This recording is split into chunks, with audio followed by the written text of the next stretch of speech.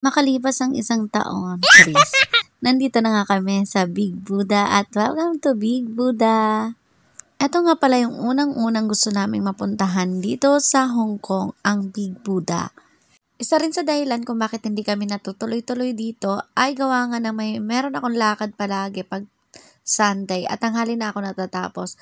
At syempre, isa na rin si IG sa dahilan kung bakit hindi rin kami natutuloy dito kasi gusto namin siyang makasama dito sa Lantau o sa Big Buddha.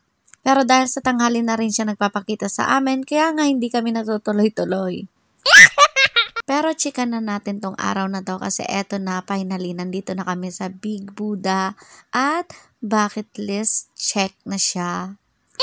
At hindi mo talaga pagsisisihan na nakarating ka sa lugar na to. Napakasulit nga ng pamasahe papunta dito. Kaya naman tara na at ikutin na natin ang Big Buddha. 4 days holiday dito sa Hong Kong at Chinese New Year. Kaya naman ang dami-daming tao ngayon dito sa Big Buddha. Pero hindi mapipigilan ng karamihan na tao ang pag-aura-aura ko. Ayan. Sige te, laban mo yan pag model-model mo.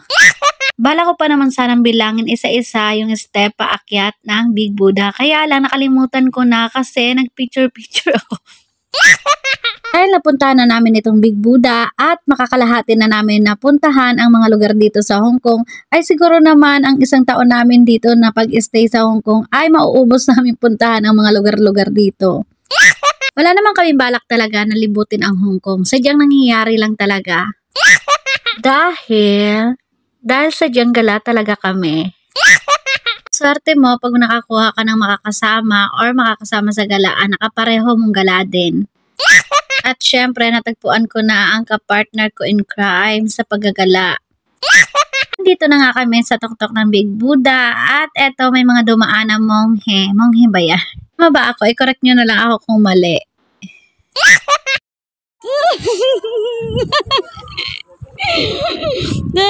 At magpapahuli ba ang aking desay sa pag-aura-ara? Siyempre siya din. Tara, tara, sumama ka sa akin at tawakan ang aking kamay.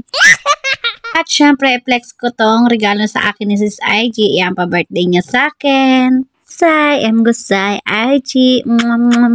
Dito naman kami sa bandang likuran ng Big Buddha at dito naman kami nag-aura-aura. Ito nga ay hindi na masyadong matao sa likuran, kaya naman dito nakapag-TikTok kami at nakapagawa ng reels, pati na rin nakapag-picture-picture.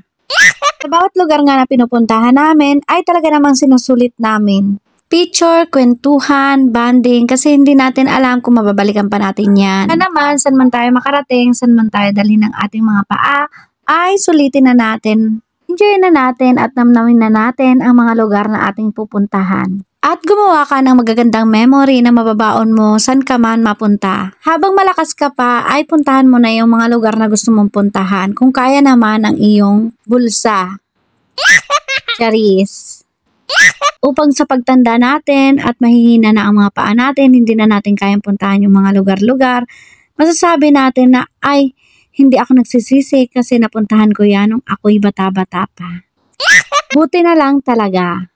At bago ka pa kwentuhan ng ibang tao, ay may sarili ka ng kwento sa mga lugar na napuntahan mo. At ang masasabi ko lang bilang isang galang tao, dapat matibay ang tuhod mo, Charis. Masasabi ko lang naman ay gumawa ka ng magagandang alaala na mababaon mo sa iyong saan ka man pala mapunta, Charis. Tandaan mo at enjoyin mo ang magagandang alaala na gagawin mo.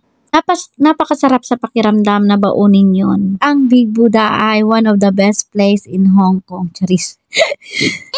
At para sa aking haka-haka lang naman yan. Dito naman kami sa bandang baba nag-picture-picture at eto nga meron mo sila mga sinisindihan dito na hindi ko rin alam ang tawag. Kung alam nyo ay share nyo na lang sa akin kasi marami akong hindi alam talaga.